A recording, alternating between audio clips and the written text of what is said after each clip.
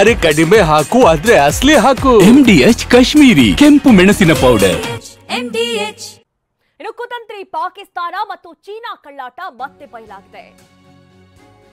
ನೋಡಿ, ಆಪರೇಷನ್ ಸಿಂಧೂರ ಕಾರ್ಯಾಚರಣೆ ಬಗ್ಗೆ ಪಾಕ್ಗೆ ಮಾಹಿತಿ ಕೊಟ್ಟಿದ್ದೆ ಚೀನಾ. ಪಾಕಿಸ್ತಾನಕ್ಕೆ ಕಾರ್ಯಾಚರಣೆ ಬಗ್ಗೆ ಚೀನಾ ಮಾಹಿತಿ ನೀಡ್ತಾ ಇತ್ತು. ಸೇನಾ ಉಪಮುಖ್ಯಸ್ಥ ಲೆಫ್ಟಿನೆಂಟ್ ಜನರಲ್ ರಾಹುಲ್ ಸಿಂಗ್ ಈ ಬಗ್ಗೆ ಹೇಳಿಕೆ ಕೊಟ್ಟಿದ್ದಾರೆ. ಭಾರತೀಯ ಸೇನಾಪಡೆಯ ಉಪಮುಖ್ಯಸ್ಥ ರಾಹುಲ್ ಸಿಂಗ್, ಪಾಕ್ ಉಗ್ರರ ಶಿಬಿರಗಳ ಮೇಲೆ ಭಾರತೀಯ ಸೇನೆ ಅಟ್ಯಾಕ್ ಮಾಡಿತ್ತು. ಇತ್ತ ಚೀನಾವು ಪಾಕ್ಗೆ ಭಾರತದ ವಿಷಯಗಳ ಬಗ್ಗೆ ಮಾಹಿತಿಯನ್ನ ಕೊಡ್ತಾ ಇತ್ತು. ನಮ್ಮ ದಾಳಿಯ ಬಗ್ಗೆ ಪಾಕಿಸ್ತಾನಕ್ಕೆ ಚೀನಾ ಮಾಹಿತಿಯನ್ನ ನೀಡ್ತಾ ಇತ್ತು. ಭಾರತದ ವಿರುದ್ಧ ಪಾಕಿಸ್ತಾನ ನೇರವಾಗಿ ಸಂಘರ್ಷಕ್ಕೆ ಇಳಿದಿದ್ರೆ ಭಾರತದ ವಿರುದ್ಧ ಚೀನಾದ ಪರೋಕ್ಷ ಯುದ್ಧ ಎಂಬಂತೆ ಆಗಿತ್ತು. ಶಸ್ತ್ರಾಸ್ತ್ರಗಳ ಪ್ರಯೋಗಕ್ಕೆ ಚೀನಾಕ್ಕೆ ಪಾಕ್ ದೊಡ್ಡ ಲ್ಯಾಬ್ ಆಗಿದೆ. ಚೀನಾದಿಂದ 81% ರಕ್ಷಣಾ ಸಾಧನಗಳು ಪಾಕ್ಗೆ ರಫ್ತಾಗ್ತಾ ಇತ್ತು. ಶಸ್ತ್ರಾಸ್ತ್ರಗಳನ್ನ ನೀಡಿ ಪರೀಕ್ಷೆಗೆ ಒಳಪಡಿಸುವ ಕೆಲಸ ಮಾಡುತ್ತೆ. ಬೇರೆ ದೇಶಗಳ ಶಸ್ತ್ರಾಸ್ತ್ರಗಳ ವಿರುದ್ಧ ಪ್ರಯೋಗಿಸಿ ಪರೀಕ್ಷಿಸುತ್ತೆ. ಪಾಕಿಸ್ತಾನಕ್ಕೆ ಚೀನಾ, ಟರ್ಕಿ ಶಸ್ತ್ರಾಸ್ತ್ರ ನೆರವು ಕೊಟ್ಟಿದೆ. ಭಾರತದ ವಿರುದ್ಧ ಆ ಶಸ್ತ್ರಾಸ್ತ್ರಗಳನ್ನ ಪಾಕಿಸ್ತಾನ ಪ್ರಯೋಗ ಮಾಡಿದೆ. ಭಾರತ ಕೇವಲ ಒಂದಲ್ಲ 3 ದೇಶಗಳ ವಿರುದ್ಧ ಹೋರಾಟವನ್ನ ನಡೆಸಿದೆ. ಭಾರತ 3 ದೇಶಗಳ ವಿರುದ್ಧ ಹೋರಾಟ ಮಾಡಿದಂತಾಗಿದೆ. ಪಾಕ್ಗೆ ನೆರವು ನೀಡಿದಂತಹ ಚೀನಾ, ಟರ್ಕಿ, ಪಾಕ್ 3 ದೇಶಗಳ ವಿರುದ್ಧವಾಗಿ ಭಾರತದ ಹೋರಾಟ ಇತ್ತು ಅಂತ ಹೇಳಿ ರಾಹುಲ್ ಸಿಂಗ್ ಹೇಳಿದ್ದಾರೆ. Let me not touch upon my understanding of Operation Sindoor, and I'll be very brief because it's all known to you all. And I'll come out with a few lessons that are important as far as Operation Sindoor is concerned. So, of course, Operation Sindoor, the defining thing was that leadership, the strategic messaging by leadership was unambiguous. You cross our red lines and there would be action. There would be punitive action if required. There is no scope of absorbing the pain the way we did a few years ago. So that is one important message that stands out loud and clear. Second, as far as Operation Sindoor was concerned, the planning and selection of targets was based on a lot of data that was collected using technology and, I would say, human intelligence. So a total of 21 targets were actually sort of identified, out of which 9 targets we thought would be prudent to engage. When we looked at those 9 targets, and it was not that the 9 targets that we decided upon was a decision which did not change.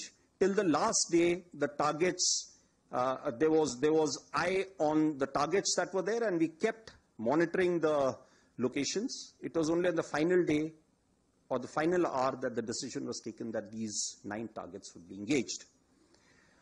A considered decision was taken. It will be a tri-services approach to send the right message that we indeed are an integrated force.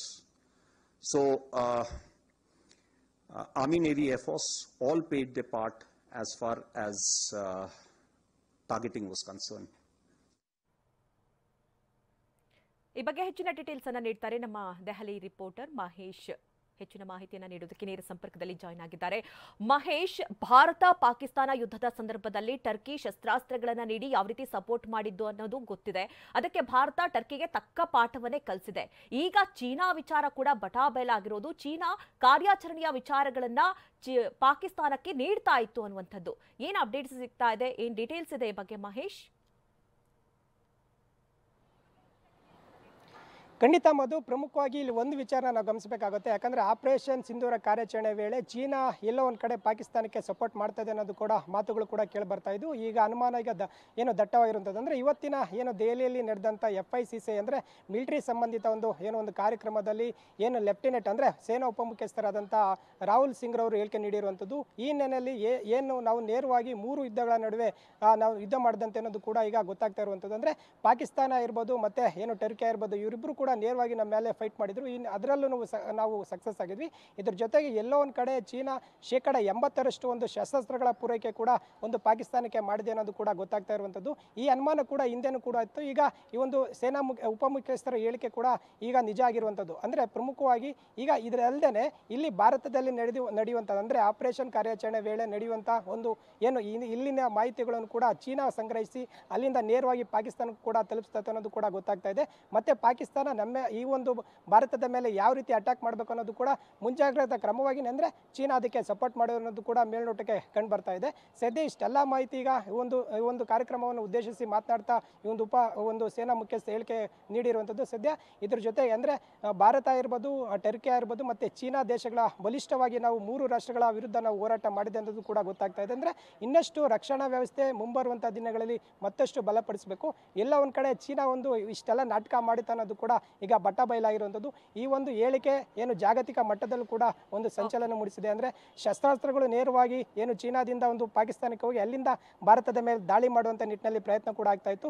ಮತ್ತು Turkey ಎಲ್ಲೋ ಒಂದು ಕಡೆ ಒಂದು ಡ್ರೋನನ್ನು ಏನು ಹಾರಿಸಿದ್ರೆ ಈ ಒಂದು ಶಸ್ತ್ರಾಸ್ತ್ರಗಳು ಅಂದರೆ 80% ಒಂದು ಭಾರತದ ಮೇಲೆ ದಾಳಿ ಮಾಡಿರುವಂಥದ್ದು ಈ ಒಂದು ಆಪರೇಷನ್ ಸಿಂಧೂರ ವೇಳೆ ಒಂದು ಕಂಡು ಬರ್ತಾ ಇದೆ. ಇಷ್ಟೆಲ್ಲ ಮಾಹಿತಿ ಕೂಡ ಈಗ ನಿರಂತರವಾಗಿ ಸೇನಾಪಡೆ ಏನು ಸಂಗ್ರಹಿಸಿ ಹೇಳಿಕೆಗಳನ್ನು ಕೂಡ ನೀಡ್ತಾ ಇರುವಂಥದ್ದು. ಈಗ ಮುಂಬರುವಂಥ ದಿನಗಳಲ್ಲಿ ಮತ್ತಷ್ಟು ಒಂದು ಸೇನಾಪಡೆ ಇರ್ಬೋದು ಮತ್ತು ಈ ಒಂದು ರಕ್ಷಣಾ ವ್ಯವಸ್ಥೆ ಬಲಪಡಿಸುವ ನಿಟ್ಟಿನಲ್ಲಿ ಪ್ರಯತ್ನ ಮಾಡಬೇಕು ಅನ್ನೋದು ಕೂಡ ಈಗ ತಿಳಿದು ಬರ್ತಾ ಇರುವಂಥದ್ದು. ಮಧು, ಓಕೆ, ಥ್ಯಾಂಕ್ ಯು ನಿಮ್ಮೆಲ್ಲ ಡೀಟೇಲ್ಸ್ಗಾಗಿ. MDH ನ ಕಿಚನ್ ಅಲ್ಲಿ ಇದ್ರೆ ನಾವು ಎಲ್ಲವನ್ನು ಮಾಡಬಹುದು. ಬೆಂಗನ್ಕ ಬರ್ತಾ, ಆಲೂ ಗೋಬಿ, ಭಿಂಡಿ ಮಸಾಲಾ, ಇನ್ನೂ ಬಹಳಷ್ಟು. MDH